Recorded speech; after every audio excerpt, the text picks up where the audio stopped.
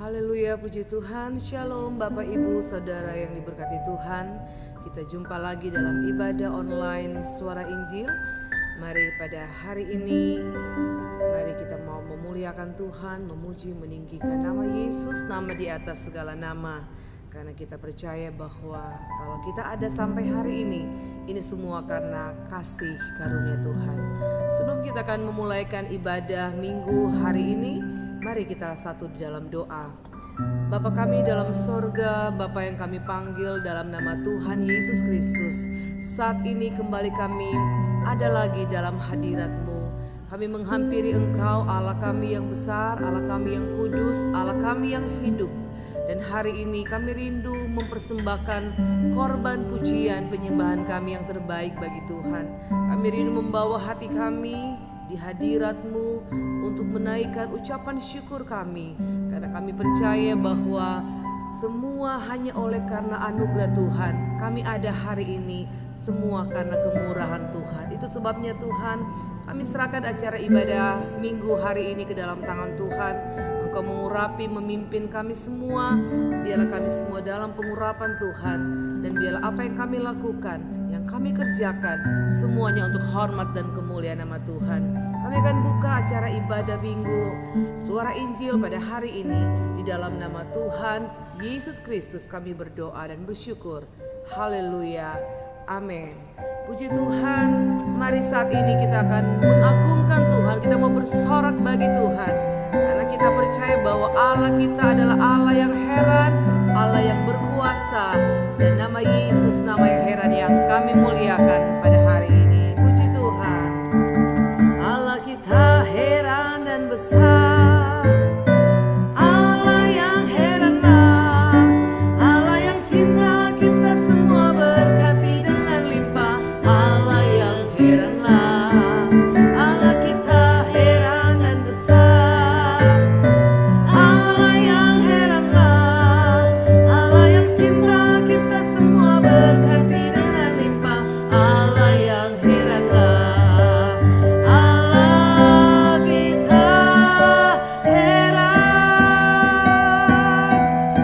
Allah kita besar, Allah kita heran dan besar, Allah yang heranlah, Allah yang cinta kita semua berkati dengan limpah. Allah yang heranlah, Allah kita heran dan besar, Allah yang heranlah, Allah yang cinta kita semua berkati dengan limpah. Allah yang heranlah, Allah kita heran,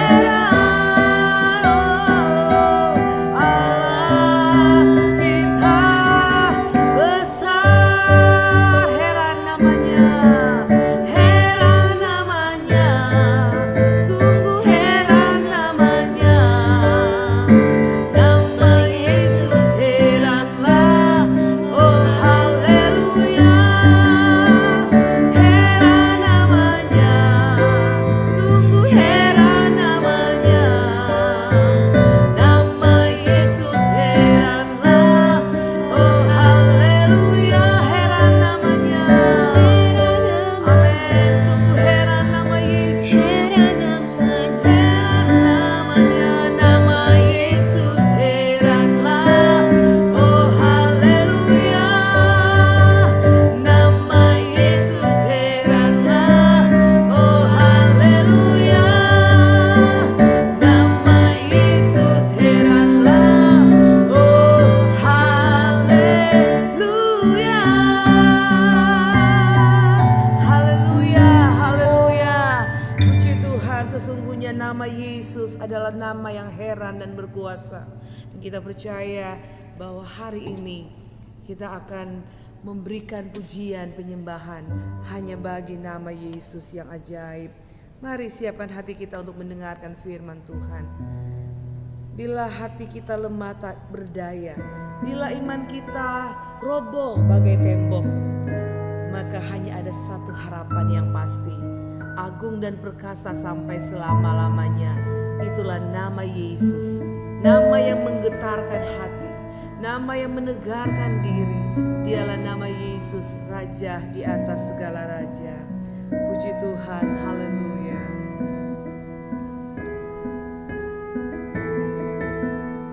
Bila hati kita lemah tak berdaya, bila iman kita bagai tembok roboh, hanya ada satu harapan yang pasti, agung dan perkasa sampai selamanya. Hanya satu nama yang menggetarkan hati, hanya satu nama yang menegarkan diri, hanya satu nama indah tak terperi, nama Yesus, nama Raja segala raja. Sama-sama katakan dari awal pujian ini, bila hati kita lemah tak berdaya, bila hati kita lemah tak berdaya, bila iman kita bagai tembok roboh, hanya ada satu harapan yang pasti, agung dan perkasa sampai selamanya. Hanya satu nama, hanya satu nama yang menggetarkan hati, hanya satu nama yang menegarkan diri, hanya satu nama indah tak terperi, nama Yesus, nama Raja segala raja. Hanya satu nama yang menggetarkan hati, hanya satu nama yang menegakkan diri, hanya satu nama indah tak terperi,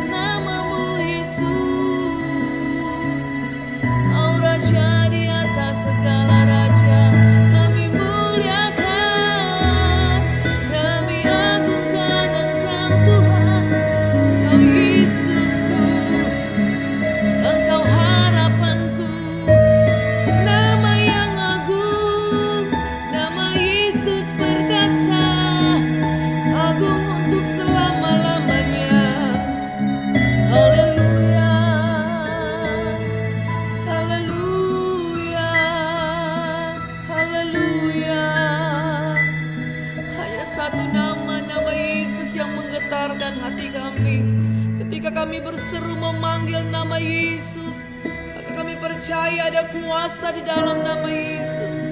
Nama yang sanggup menolong kami. Nama Yesus, Allah kekuatan kami, Allah sumber penghiburan kami. Terima kasih Tuhan. Sungguh indah namamu Yesus. Kami memuji Engkau, kami menyembah Engkau Yesus. Engkau Allahku yang ajaib, Engkau Allahku yang heran. Haleluya. Terima kasih Tuhan. Terima kasih Yesus. Saat ini Tuhan, hati kami siap untuk dengar dan terima firman-Mu. Berbicara lewat hamba-Mu, kiranya apa yang menjadi kehendak Tuhan, isi hati Tuhan, Engkau akan ungkapkan lewat kebenaran firman Tuhan yang akan kami dengar pada hari ini. Urapi hamba-Mu, pakai hamba-Mu Tuhan. Biarlah hamba-Mu boleh berkata-kata sesuai dengan rencana dan kehendak Tuhan. Dan biarlah hati kami terbuka untuk hati kami mempersiapkan tanah hati kami yang terbaik untuk ditaburi oleh benih-benih firman Tuhan yang hidup. Terima kasih Tuhan, terima kasih. Kami sadari bahwa tanpa Engkau, di luar Engkau kami tidak bisa berbuat apa-apa. Kami perlu Engkau setiap hari. Dan biarlah ketika nama Yesus yang kami panggil, yang kami serukan setiap hari, kami yakin ada kekuatan yang dahsyat dan luar biasa ketika kami memanggil nama Yesus. Terima kasih Tuhan. Terima kasih Tuhan. Terima kasih Bapa. Hati kami siap untuk terima firman Tuhan. Di dalam nama Tuhan Yesus Kristus kami berdoa dan bersyukur.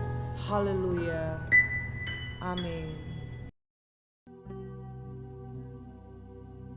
Shalom, selamat hari Minggu Bapak Ibu Saudara yang dikasihi Tuhan. Kita bersyukur karena Tuhan selalu memimpin hidup kita dari hari ke hari, dan sampai hari ini kita ada semua itu karena kemurahan Tuhan.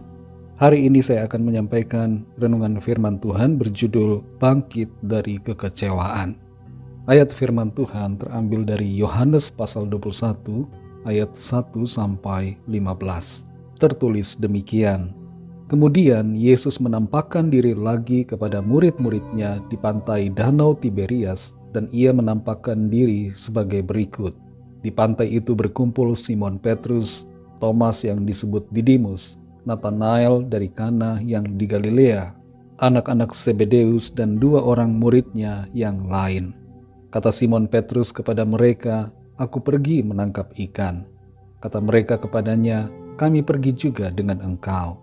Mereka berangkat lalu naik ke perahu, tetapi malam itu mereka tidak menangkap apa-apa. Ketika hari mulai siang, Yesus berdiri di pantai. Akan tetapi murid-murid itu tidak tahu bahwa itu adalah Yesus. Kata Yesus kepada mereka, "Hai anak-anak, adakah kamu mempunyai lauk pauk?" Jawab mereka, "Tidak ada." Maka kata Yesus kepada mereka, "Tebarkanlah jalamu di sebelah kanan perahu, maka akan kamu peroleh." Lalu mereka menebarkannya, dan mereka tidak dapat menariknya lagi karena banyaknya ikan. Maka murid yang dikasihi Yesus itu berkata kepada Petrus, "Itu Tuhan." Ketika Petrus mendengar bahwa itu adalah Tuhan, maka ia mengenakan pakaiannya, sebab ia tidak berpakaian, lalu terjun ke dalam danau. Murid-murid yang lain datang dengan perahu karena mereka tidak jauh dari darat, hanya kira-kira 200 hasta saja, dan mereka menghela jala yang penuh ikan itu. Ketika mereka tiba di darat, mereka melihat api arang dan di atasnya ikan dan roti. Kata Yesus kepada mereka, "Bawalah beberapa ikan yang baru kamu tangkap itu." Simon Petrus naik ke perahu, lalu menghela jala itu ke darat penuh ikan-ikan besar. 153 ekor banyaknya. Dan sungguh pun sebanyak itu, jala itu tidak koyak. Kata Yesus kepada mereka, "Marilah dan sarapanlah." Tidak ada di antara murid-murid itu yang berani bertanya kepadanya, "Siapakah engkau?" Sebab mereka tahu bahwa ia adalah Tuhan. Yesus maju ke depan, mengambil roti dan memberikannya kepada mereka. Demikian juga ikan itu. Itulah ketiga kalinya Yesus menampakkan diri kepada murid-muridnya sesudah ia bangkit dari antara orang mati. Sesudah sarapan, Yesus berkata kepada Simon Petrus, "Simon anak Yohanes, apakah engkau mengasihi aku lebih daripada mereka ini?" Jawab Petrus kepadanya, "Benar Tuhan, engkau tahu bahwa aku mengasihi engkau." Kata Yesus kepadanya, "Gembalakanlah domba-dombaku." Saudara yang dikasihi Tuhan, ada sebuah pulau yang namanya sangat unik dan menimbulkan tanda tanya sebenarnya. Pulau ini bernama Disappointment Island. Kalau diterjemahkan dalam bahasa Indonesia artinya adalah Pulau Kekecewaan. Disappointment Island merupakan salah satu dari 7 pulau yang tidak berpenghuni. Lokasinya ada di sekitar Kepulauan Auckland Islands di Selandia Baru. Mengapa pulau ini disebut dengan Disappointment Island? Tidak begitu jelas, tapi ada beberapa sumber yang mengatakan bahwa kemungkinan pulau ini dinamakan Pulau Kekecewaan karena kurangnya sumber daya alam di pulau ini, dan kemungkinan juga karena begitu banyak kapal yang mengalami karam di sekitar pulau ini di masa lalu. Dari namanya saja, kita merasa tidak ingin ada di pulau ini. Kita tidak ingin tinggal di Pulau Kekecewaan. Tapi saudara yang dikasihi Tuhan, yang aneh adalah bahwa banyak orang yang membiarkan dirinya tinggal dalam kekecewaan. Sebuah studi tentang quarter life crisis menunjukkan bahwa ada sekitar 86% kaum milenial yang merasa kecewa dalam hidupnya. Mungkin angka ini nampaknya mengagetkan karena angkanya cukup tinggi. Tapi saudara yang dikasihi Tuhan, kita tidak akan membahas soal angka di sini. Kita tidak tahu secara detail berapa banyak orang di dunia ini yang sebenarnya sedang berada dalam kekecewaan di hidupnya. Tapi yang terutama yang perlu kita sadari adalah bahwa kita tidak boleh tinggal dalam kekecewaan. Merasa kecewa membuat kita tidak nyaman. Ada kesedihan di situ, ada amarah, ada rasa bersalah, dan itu semua membuat kita tidak nyaman. Kita perlu menyadari bahwa kita tidak boleh berlama-lama dalam situasi seperti ini. Dalam kisah yang baru saja kita baca dalam ayat-ayat ini, murid-murid Tuhan Yesus pada waktu itu sedang kecewa. Pertama, mereka kecewa karena Tuhan Yesus mati di salib. Mereka juga kecewa karena bayangan dan harapan mereka selama ini tidak terpenuhi. Mereka mengira bahwa Tuhan Yesus akan menjadi raja secara lahiriah yang memerintah bangsa Israel dan mengalahkan penjajah Romawi pada waktu itu. Selain itu, Petrus secara pribadi kecewa pada dirinya sendiri karena ia telah menyangkali Tuhan Yesus. Memang mereka tahu bahwa Tuhan Yesus telah bangkit dan beberapa kali, sekitar 2 kali telah menampakkan diri kepada murid-murid. Tapi mereka masih merasa kehilangan semangat dalam pelayanan, sehingga mereka kembali menjadi nelayan. Dan sebagai tambahan pada kekecewaan yang sudah mereka alami, pada saat itu mereka tidak mendapatkan ikan meskipun mereka sudah berusaha semalam-malaman mencari ikan. Di saat seperti itulah Tuhan Yesus datang. Tuhan Yesus menampakkan dirinya kepada murid-muridnya di pantai Danau Tiberias. Dan kita akan belajar di sini saudara tentang makna penampakan Kristus yang luar biasa. Yang pertama saudara, penampakannya menghiburkan hati murid-murid. Dalam Yohanes 21 ayat 7, di situ tertulis, maka murid yang dikasihi Yesus itu berkata kepada Petrus, "Itu Tuhan." Ketika Petrus mendengar bahwa itu adalah Tuhan, maka ia mengenakan pakaiannya, sebab ia tidak berpakaian, lalu terjun ke dalam danau. Mereka excited saudara. Mereka senang karena Yesus hadir di situ, menampakkan diri dalam tubuh kebangkitan. Hati mereka yang susah dan sedih mengalami sukacita saat melihat Tuhan Yesus.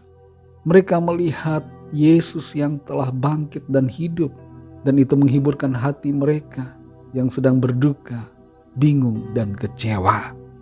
Ada satu hal penting, saudara, yang menjadi makna buat kita secara pribadi, yaitu bahwa penghiburan yang sejati hanya datang dari Tuhan, bukan dari dunia ini. Kita mungkin untuk sementara bisa mendapatkan kesenangan dan hiburan sesaat, tapi itu tidak menyelesaikan masalah kekecewaan kita.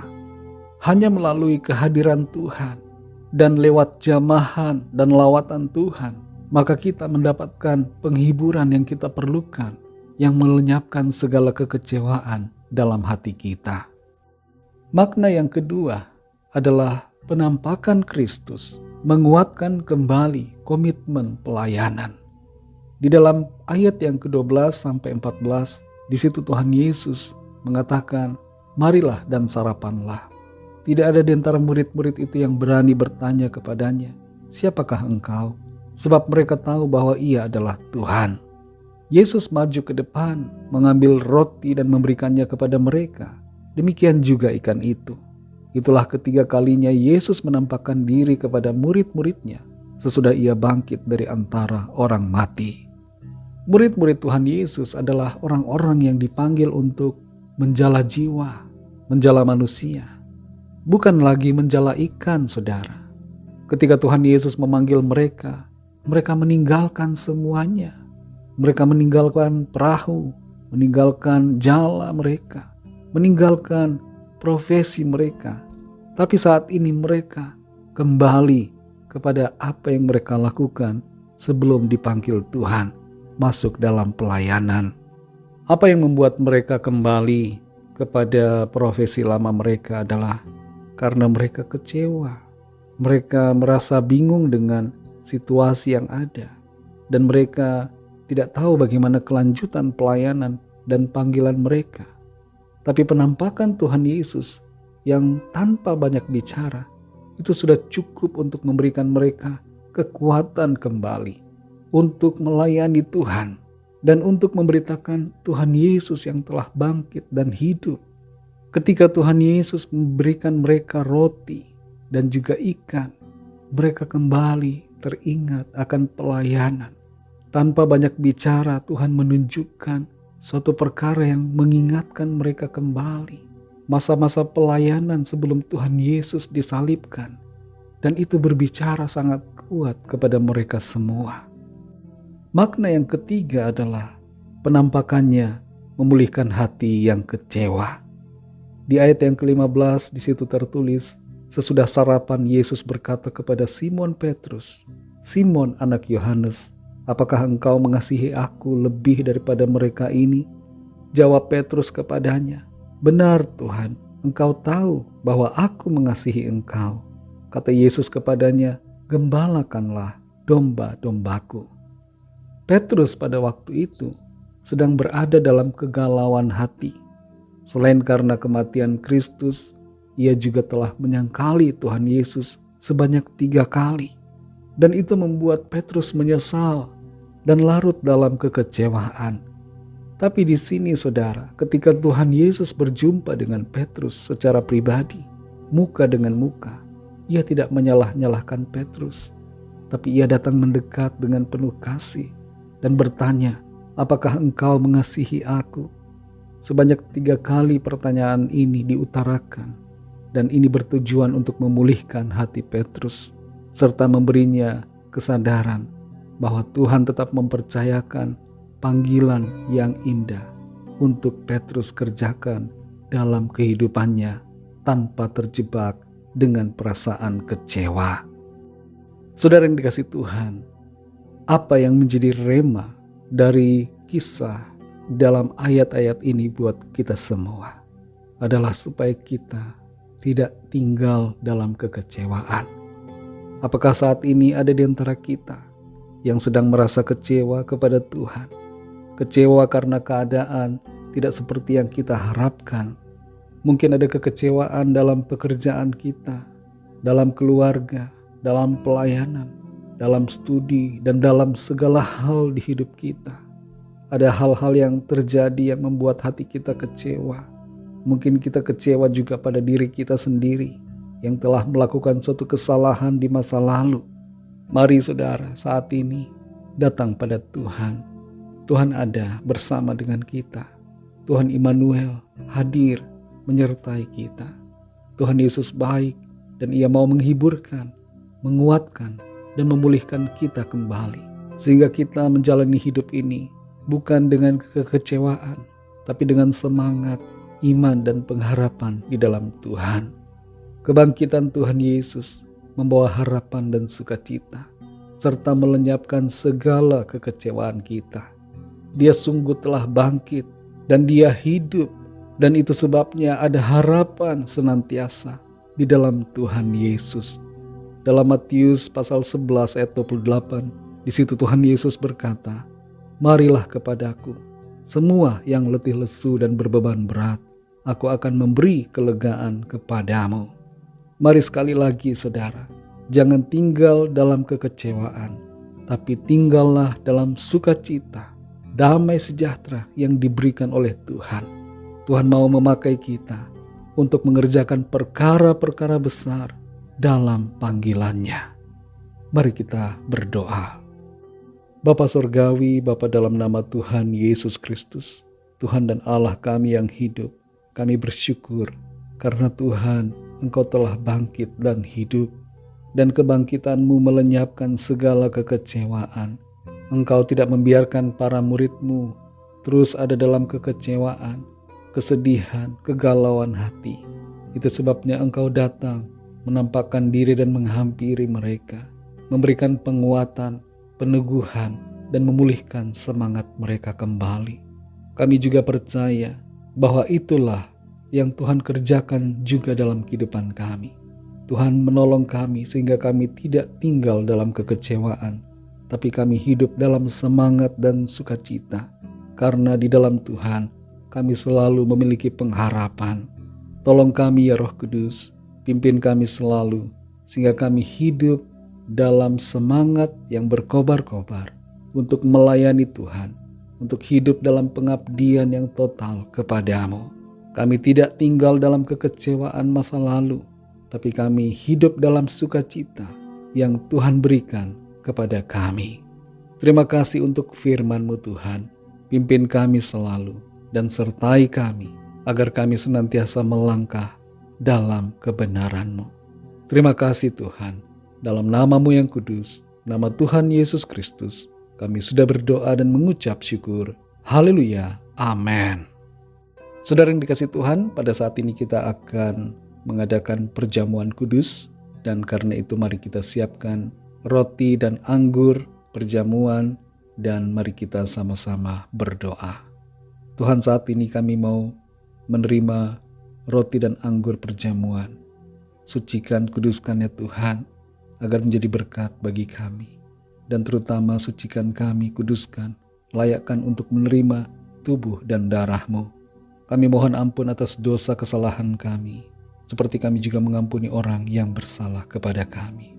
Terima kasih Tuhan, kami mau terima perjamuan ini dalam nama Tuhan Yesus Kristus. Haleluya. Amin. Mari kita angkat roti di tangan kanan kita dan kita dengarkan pembacaan firman Tuhan. Dalam Matius 26 ayat 26, di situ tertulis, "Dan ketika mereka sedang makan, Yesus mengambil roti, mengucap berkat, memecah-mecahkannya, lalu memberikannya kepada murid-muridnya dan berkata, 'Ambillah, makanlah, inilah tubuhku.'" Saudara yang dikasihi Tuhan, roti yang atasnya kita ucapkan syukur adalah persekutuan kita dengan tubuh Kristus. Mari kita makan dalam nama Tuhan Yesus.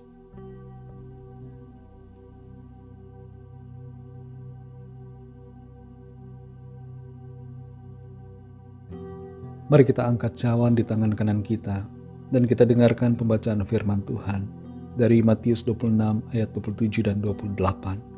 Sesudah itu ia mengambil cawan, mengucap syukur, lalu memberikannya kepada mereka dan berkata, "Minumlah kamu semua dari cawan ini, sebab inilah darahku, darah perjanjian yang ditumpahkan bagi banyak orang untuk pengampunan dosa." Saudara yang dikasihi Tuhan, cawan yang atasnya kita ucapkan syukur adalah persekutuan dengan darah Kristus. Mari kita minum dalam nama Tuhan Yesus. Haleluya, haleluya. Terima kasih Tuhan, kami mengucap syukur untuk pengorbanan-Mu di atas kayu salib yang telah menebus dosa-dosa kami, mengampuni kami, dan melayakkan hidup kami. Kami bersyukur karena Engkau telah datang dan berkorban bagi kami semua untuk keselamatan dan kehidupan kami yang kekal. Ajar kami untuk selalu menghargai akan kasih dan pengorbanan-Mu, serta hidup senantiasa dalam kasih karunia-Mu. Terima kasih Tuhan. Dalam nama Tuhan Yesus kami berdoa. Haleluya. Saudara yang dikasihi Tuhan, saat ini kita akan berdoa syafaat dan mari kita satukan hati untuk berdoa. Kami berdoa saat ini Tuhan untuk bangsa dan negara kami Indonesia, untuk pemerintahan bangsa kami, Presiden Jokowi, Wakil Presiden Ma'ruf Amin, dan seluruh jajaran pemerintahan yang ada, dari pusat sampai daerah, dari yang tertinggi sampai yang terendah, agar Tuhan memberikan roh yang takut akan Tuhan, dan berikan hikmat kebijaksanaan yang daripada-Mu, agar mereka mengambil keputusan yang sesuai dengan apa yang menjadi kehendak-Mu. Dan kami berdoa untuk situasi politik di bangsa kami, agar Tuhan memberikan keamanan, ketentraman kepada semuanya. Berkati juga bangsa-bangsa di dunia ini. Berikan ya Tuhan keamanan, kedamaian. Curahkanlah ya Tuhan hujan roh-Mu, sehingga setiap orang dari segala bangsa memiliki pengenalan yang benar akan Engkau. Kami berdoa untuk setiap rencana kegiatan kami di sepanjang minggu yang akan berjalan ini. Mulai saat ini, besok dan seterusnya, biarlah Tuhan menyertai setiap apa yang kami kerjakan dan membuat kami berhasil dalam pimpinan Tuhan. Saat ini kami juga berdoa bagi yang sedang dalam keadaan sakit dan dalam persoalan masalah, agar Tuhan menjamah, melawat, menyembuhkan yang sakit, menguatkan yang lemah, memberikan semangat baru bagi yang sedang berputus asa, melepaskan yang terikat terbelenggu dosa dan kuasa kegelapan, memberikan kemenangan dan jalan keluar bagi setiap kami yang sedang dalam masalah persoalan. Kami percaya kami mengalami jawaban doa, kami mengalami kemenangan karena kuasa Tuhan. Terima kasih Tuhan, segala puji hormat syukur hanya bagi-Mu. Dalam nama-Mu yang kudus, nama Tuhan Yesus Kristus, kami sudah berdoa dan mengucap syukur. Haleluya. Mari sama-sama kita berdoa, doa Bapa kami.